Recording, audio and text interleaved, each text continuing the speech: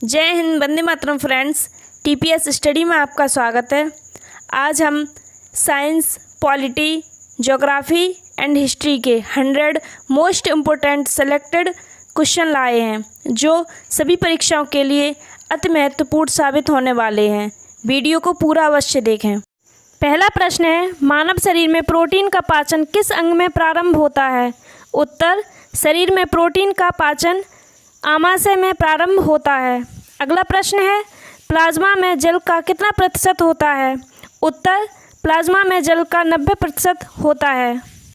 अगला प्रश्न है, मानव शरीर में पाचन का अधिकांश भाग किस अंग में संपन्न होता है? उत्तर, शरीर में पाचन का अधिकांश भाग छोटी आंत में संपन्न होता है।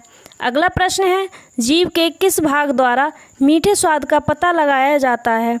उत्तर, जीभ के अग्र भाग द्वारा मीठे स्वाद का पता लगाया जाता है।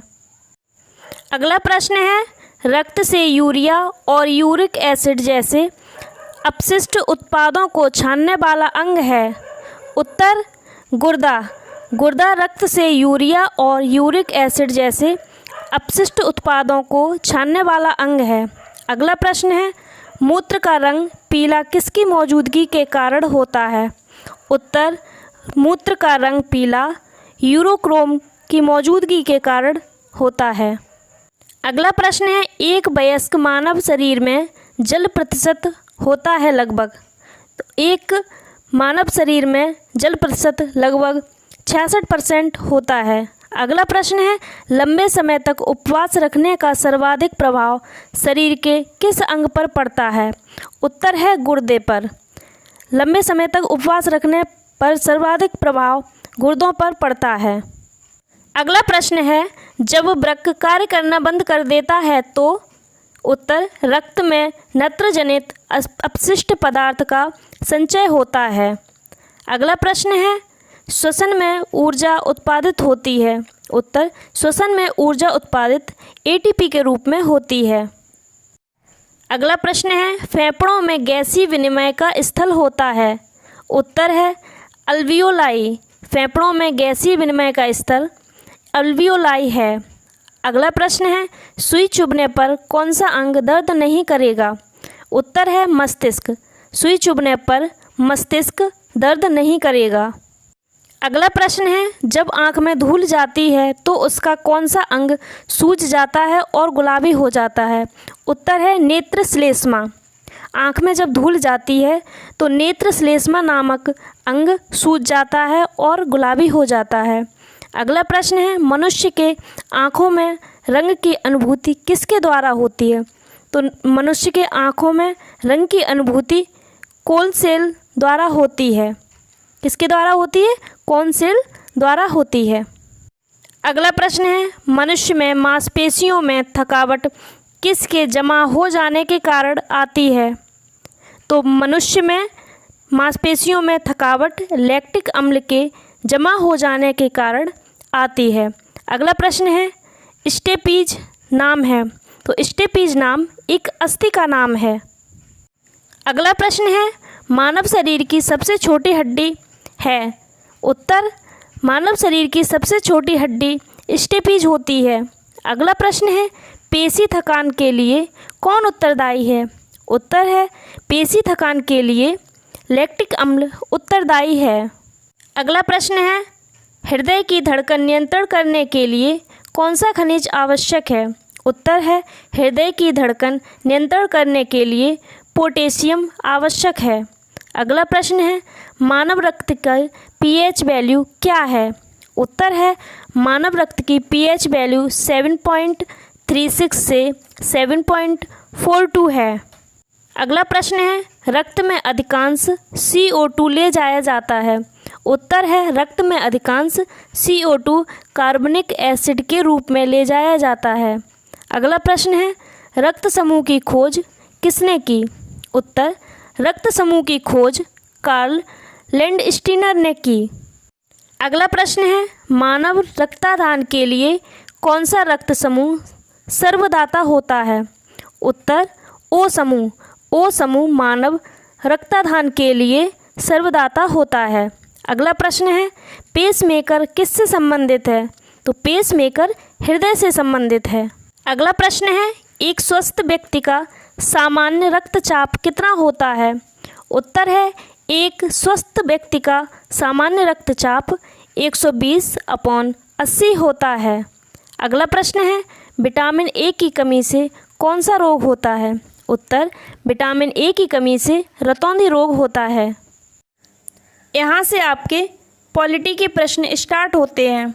पहला प्रश्न है, भारत में कितने राज्य और संघीय प्रदेश हैं? उत्तर, भारत में 28 राज्य तथा 8 केंद्र शासित प्रदेश हैं। अगला प्रश्न है, नागरिकता विधेयक 2019 को संसद ने किस तिथि को पारित किया? उत्तर है, नागरिकता विधेयक 2019 को संसद ने 11 दिसंबर 2019 में पारित किया। अगला प्रश्न है, संविधान का कौन सा अनुच्छेद संसद को नागरिकता के अधिकार को नियमित करने की शक्ति प्रदान करता है? उत्तर है, संविधान का अनुच्छेद 11 संसद को नागरिकता के अधिकार को नियमित करने की शक्ति प्रदान करता है। अगला प्रश्न है, भारत के संविधान के किस भाग में हम नागरिकता से संबंधित प्रावधानों को पाते हैं? तो भाग 2 में हम नागरिकता से संबंधित प्रावधानों को पाते हैं, जो अनुच्छेद 5 से 11 तक हैं। अगला प्रश्न है, विश्वविद्यालय अनुदान आयोग की स्थापना का श्रेय किसको दिया जाता है? उत्तर, लाल बहादुर शास्त्री को विश्वविद्यालय अनुदान आयोग की स्थापना का श्रेय दिया जाता है। अगला प्रश्न है, कौन सा अनुच्छेद जीवन और व्यक्तिगत स्वतंत्रता के संरक्षण से संबंधित है? तो वो है 21वां अनुच्छेद, जीवन और व्यक्तिगत स्वतंत्रता के संरक्षण से संबंधित है। अगला प्रश्न है, अस्पृश्यता का अंत कौन से अनुच्छेद में है? तो अनुच्छेद 17 में अस्पृश्यता का अंत है। अगला प्रश्न है, शिक्षा पाने का अधिकार कौन से अनुच्छेद में है? उत्तर, 21A में शिक्षा पाने का अधिकार है। अगला प्रश्न है, भारतीय संविधान में समानता का अधिकार किन 5 अनुच्छेदों द्वारा प्रदान किया गया है? उत्तर है, अनुच्छेद 14 से 18 तक हम समानता के अधिकार देखते हैं। अगला प्रश्न है, मौलिक अधिकारों का संरक्षक है? तो मौलिक अधिकारों का संरक्षक सर्वोच्च न्यायालय है, जो हमारे मौलिक अधिकारों की रक्षा करते हैं। अगला प्रश्न है, भारतीय नागरिकों के मौलिक अधिकारों पर विवेक युक्त नियंत्रण लगाने का अधिकार किसको है? उत्तर है, संसद को प्राप्त है। जो मौलिक अधिकार हैं नागरिकों के, उन पर नियंत्रण लगाने का अधिकार किसको है? संसद को प्राप्त है। अगला प्रश्न है, वर्तमान समय में भारतीय संविधान के अंतर्गत संपत्ति का अधिकार है?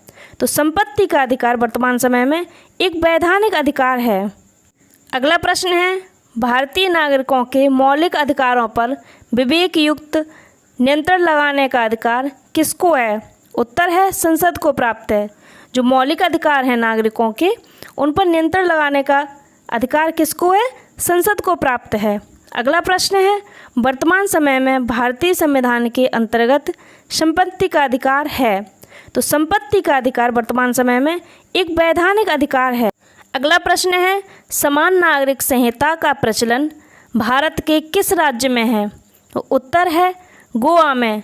समान नागरिक संहिता का अर्थ है सबके लिए समान कानून का प्रावधान किया गया है, तो यह गोवा में है।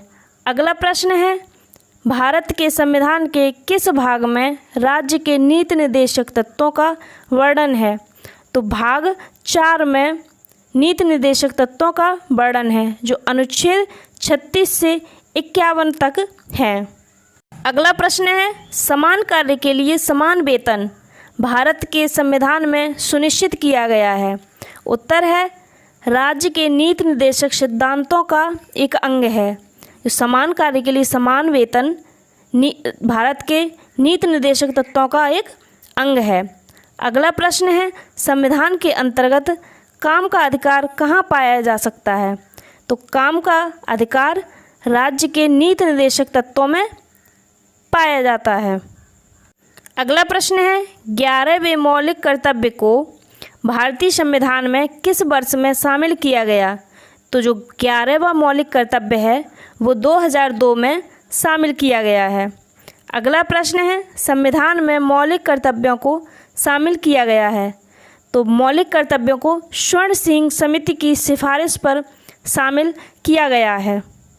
अगला प्रश्न है भारत के संविधान के किस भाग में मूल कर्तव्य की बात कही गई है?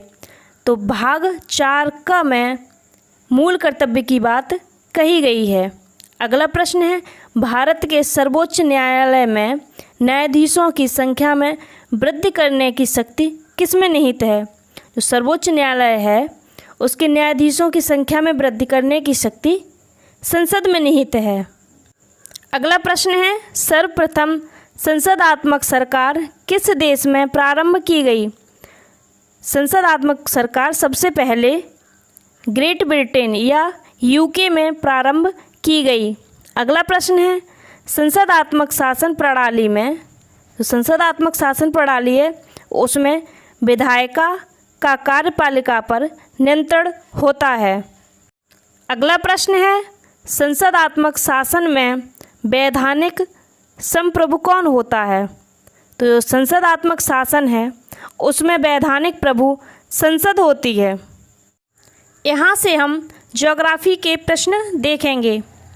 पहला प्रश्न है भारत की अवस्थिति पाई जाती है? तो भारत की अवस्थिति उत्तरी पूर्वी गोलार्ध में है। अगला प्रश्न है 9 डिग्री चैनल अवस्थित है? उत्तर 9 डिग्री चैनल कवरत्ती तथा मिनीकॉय के बीच है। अगला प्रश्न है भारत में सबसे पहले किस राज्य में सूर्य दिखाई देता है? उत्तर अरुणाचल प्रदेश में सबसे पहले सूर्य दिखाई देता है। अगला प्रश्न है कौन सा स्थान भारत का ग्रीनविच कहा जाता है? तो उज्जैन भारत का ग्रीनविच कहा जाता है। उज्जैन को भारत का। अगला प्रश्न है 80 डिग्री पूर्वी देशांतर और कर्क रेखा का मिलन बिंदु है? तो जो 80 डिग्री पूर्वी देशांतर और कर्क रेखा का मिलन बिंदु मध्य प्रदेश है। अगला प्रश्न है मालदीव के साथ भारत की समुद्री सीमा बनाता है? तो मालदीव के साथ भारत की समुद्री सीमा 8 डिग्री चैनल बनाता है। उत्तर होगा 8 डिग्री चैनल। अगला प्रश्न है मैकाल रेंज कहाँ स्थित है? उत्तर छत्तीसगढ़ में। जो मैकाल रेंज है वो छत्तीसगढ़ में स्थित है। अगला प्रश्न है इलायची की पहाड़ियाँ किस राज्य में स्थित हैं? तो इलायची की पहाड़ियाँ तमिलनाडु में स्थित हैं। अगला प्रश्न है कुमायूं हिमालय किन नदियों के बीच स्थित है? उत्तर कुमायूं हिमालय है जो वो सतलज और काली नदी के बीच स्थित है। अगला प्रश्न है महाराष्ट्र में पश्चिमी घाट को किस नाम से जाना जाता है? जो महाराष्ट्र है उसके पश्चिमी घाट को किस नाम से जाना जाता है? सह्याद्री पहाड़ियों के नाम से जाना जाता है। उत्तर है सह्याद्री पहाड़ियाँ। अगला प्रश्न है पूर्वी घाट और पश्चिमी घाट के मिलन स्थल को बनाती हैं? तो पूर्वी घाट और पश्चिमी घाट के मिलन स्थल को नीलगिरी पहाड़ी बनाती हैं। उत्तर होगा नीलगिरी पहाड़ी। अगला प्रश्न है K2 के बाद भारत में कौन द्वितीय सर्वोच्च पर्वत शिखर है? तो जो K2 है, K2 सबसे ऊंचा पर्वत शिखर माना जाता है, तो इसके बाद द्वितीय स्थान पर कंचनजंगा है। उत्तर होगा कंचनजंगा शिखर। अगला प्रश्न है इंदौर के समीप स्थित जनापाव पहाड़ी स्रोत है? तो जो इंदौर के पास जनापाव पहाड़ी है उससे चंबल नदी निकलती है। यह चंबल नदी का स्रोत है। अगला प्रश्न है धूपगढ़ सर्वोच्च शिखर है? तो धूपगढ़ सतपुड़ा पहाड़ी या सतपुड़ा श्रेणी का सर्वोच्च शिखर है। अगला प्रश्न है किस नदी के तट पर गोरखपुर स्थित है?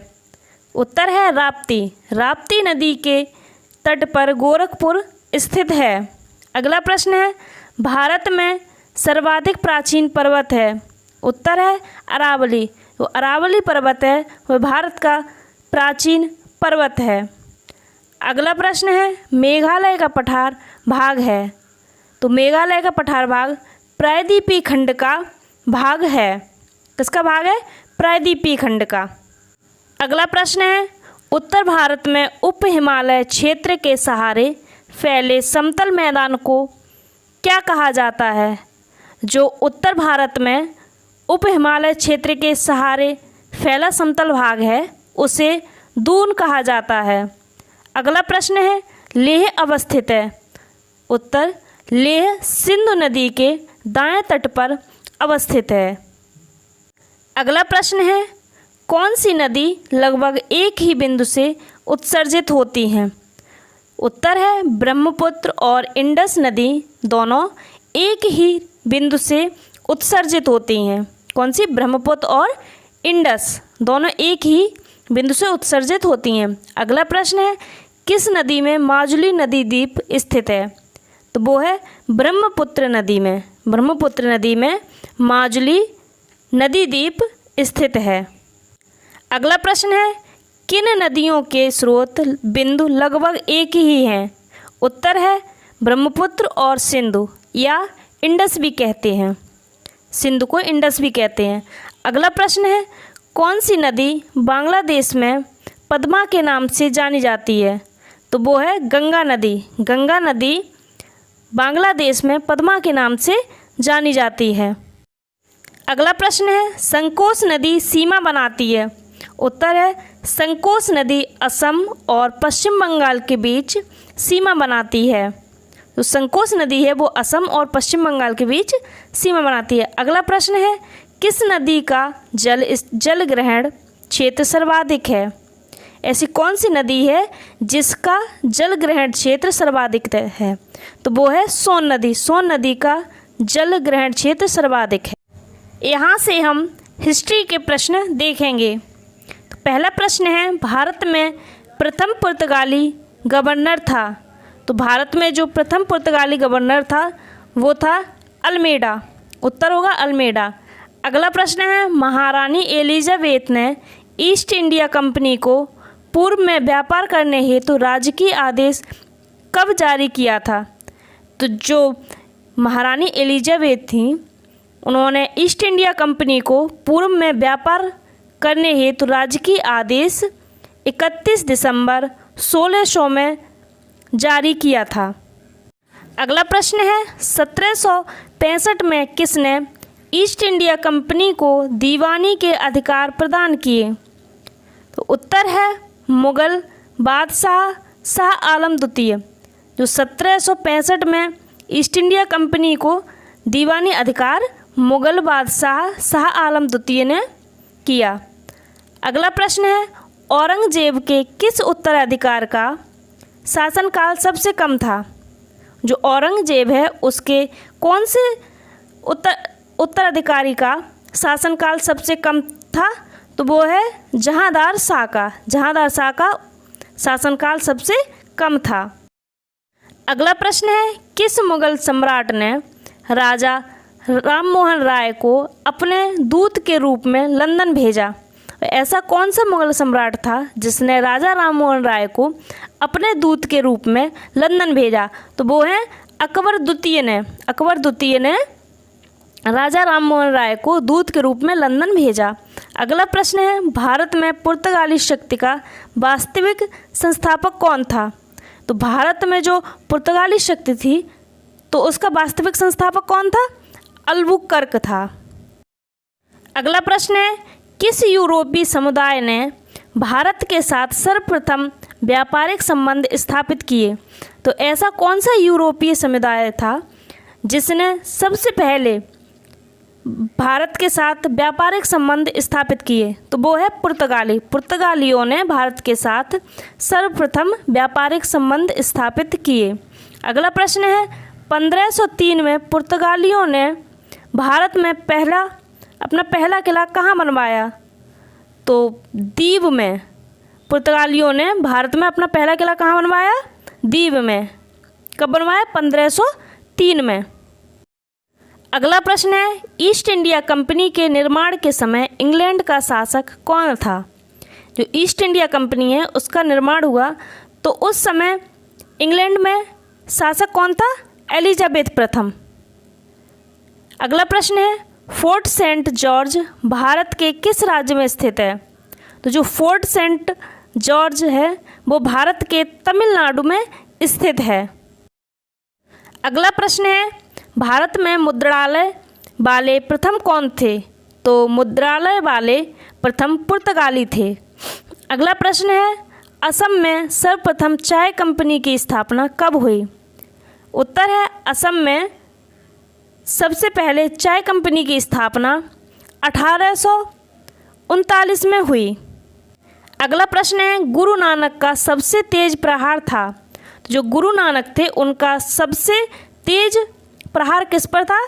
जाति व्यवस्था पर था। अगला प्रश्न है, विश्व प्रसिद्ध कोहिनूर हीरा रणजीत सिंह को किससे प्राप्त हुआ? तो जो विश्व प्रसिद्ध कोहिनूर हीरा है वह रणजीत सिंह को शाह शुजा से प्राप्त हुआ। अगला प्रश्न है, सिख राज्य का अंतिम राजा कौन था? जो सिख थे उनका अंतिम राजा दिलीप सिंह था। अगला प्रश्न है, भारत में किसने अंग्रेज़ों का सर्वाधिक विरोध किया? तो जो भारत में अंग्रेज़ों का जो सर्वाधिक विरोध था वो किसने किया? मराठा ने किया। किसने? मराठा ने। अगला प्रश्न है, सूरत की संधि कब हुई? उत्तर है 1775 में। 1775 में सूरत की संधि हुई। अगला प्रश्न है, बाजीराव पेशवा के दत्तक पुत्र का नाम क्या था? बाजीराव पेशवा के दत्तक पुत्र का नाम नाना साहब था। अगला प्रश्न है, 13 जून 1817 को पुणे की संधि पर किसने हस्ताक्षर किए थे? तो जो 13 जून 1817 को पुणे की संधि थी उस पर बाजीराव द्वितीय ने हस्ताक्षर किए। उत्तर होगा बाजीराव द्वितीय। अगला प्रश्न है, बक्सर का युद्ध कब हुआ? तो उत्तर है 1764 में। 1764 में बक्सर का युद्ध हुआ। अगला प्रश्न है, बंगाल के किस नवाब ने यूरोपियनों की तुलना मधुमक्खियों से की? तो जो बंगाल के नवाब थे उन्होंने यूरोपियनों की तुलना मधुमक्खियों से की। किसने की? अलीवर्दी ने। अगला प्रश्न है, लाहौर की संधि कब हुई? तो लाहौर की संधि 1846 में हुई। अगला प्रश्न है, सिक्किम का भारत में विलय किसने किया? उत्तर होगा लॉर्ड डलहौजी। लॉर्ड डलहौजी ने सिक्किम का भारत में विलय किया था। अगला प्रश्न है, इलाहाबाद की संधि कब हुई? उत्तर है 1765 में। 1765 में इलाहाबाद की संधि हुई थी।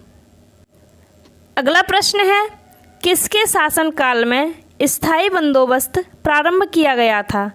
उत्तर है लॉर्ड कॉर्नवालिस ने। लॉर्ड कॉर्नवालिस के समय में स्थायी बंदोबस्त प्रारंभ किया गया था।